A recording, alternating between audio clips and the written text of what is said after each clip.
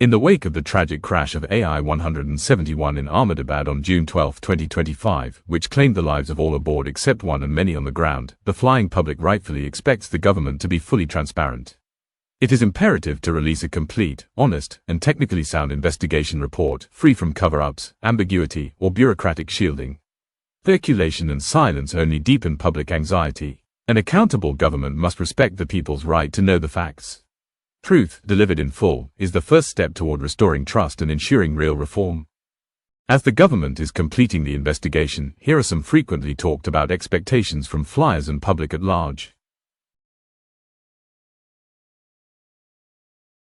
While we await the full investigation report, it is essential that the government signals its seriousness by identifying the institutional lapses that may have led to this catastrophe.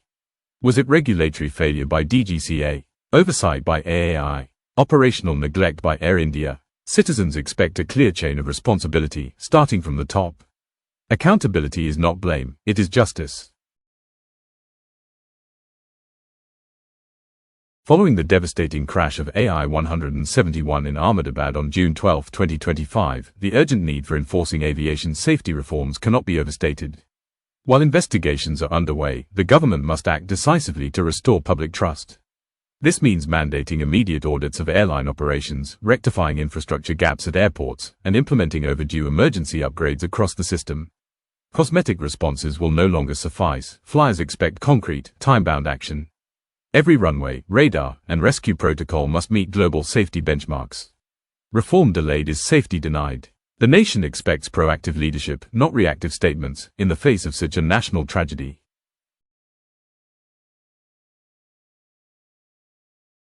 The horrifying crash of AI-171 in Ahmedabad has brought the spotlight back on a fundamental expectation: aircraft must be kept genuinely airworthy. Passengers board planes with trust that they are flying in machines maintained to the highest standards. This trust must not be betrayed. The government must ensure that aging or technically compromised aircraft are retired without delay. Only certified, original parts should be used, and maintenance must be thorough, transparent, and independently audited.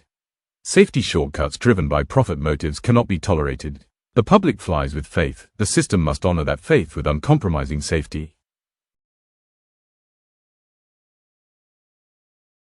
In light of the AI-171 tragedy, the spotlight must also turn to those who hold our lives in their hands, the pilots in the cockpit and the engineers on the ground.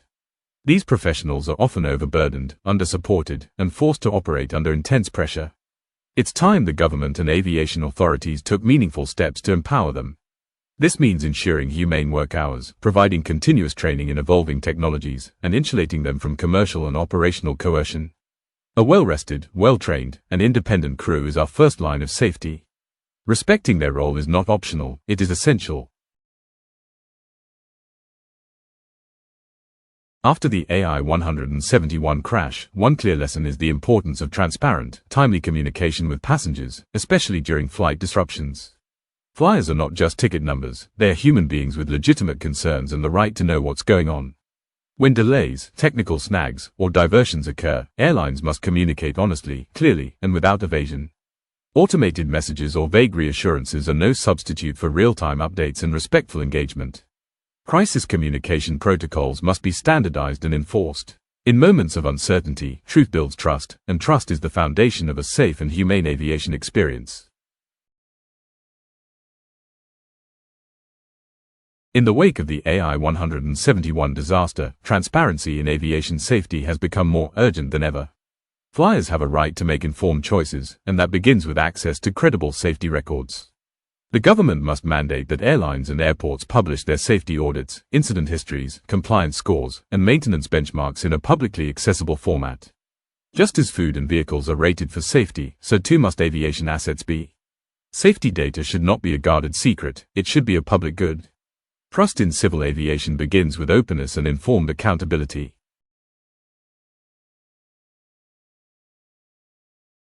The tragic crash of AI-171 has once again shown the high cost of silence in systems where lives are at stake. Whistleblowers, be they engineers, ATC officers, or pilots, are the early warning systems of aviation safety. They must be protected, not persecuted. When professionals raise red flags about negligence, technical lapses, or unsafe practices, the system must listen, not retaliate. The government should enact robust legal safeguards and anonymous reporting channels, and even incentivize ethical disclosures. A culture that fears the truth is one step closer to disaster. A culture that protects it saves lives. The families of the crash victims face not only unbearable grief but also the burden of navigating a system often marred by delay and insensitivity. The government must ensure that victims' families receive prompt, fair compensation, legal guidance, and psychological support, without bureaucratic hurdles or institutional apathy. Compassion must be built into the protocol. No grieving family should have to fight for what is rightfully theirs. A responsive, humane support system is the minimum a responsible state can offer to those left behind after such a national tragedy. Justice must begin with dignity. What's needed now is a bold, transformative shift toward a flyer-first aviation policy. This means placing passenger safety, transparency, and accountability at the core of every regulation, decision, and investment. Such a policy must be driven by top-level political will, not just bureaucratic routine. It should establish independent safety oversight, enforce compliance without compromise, and rebuild public trust from the ground up. Aviation is not just infrastructure, it is a promise of safety. That promise must be honored with vision and action. Finally, no doubt, the crash of Air India Flight 171 in Ahmedabad has shaken the nation's conscience. While the government must act swiftly within the bounds of existing aviation laws, perhaps this is also the moment to think bigger.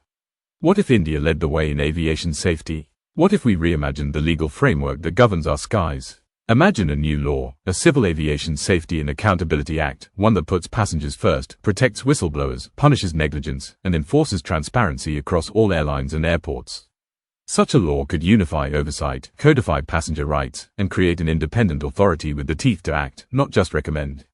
It could mandate safety audits, fix institutional silos, and offer justice to victims' families with dignity and speed. The current rules have served their time, but the skies have changed. So must the laws that govern them. India has the opportunity and the obligation to show the world that our skies are not just open, but safe. Let this tragedy be the turning point. Let's explore the path toward a stronger, safer tomorrow, through vision, law, and leadership. Bon voyage.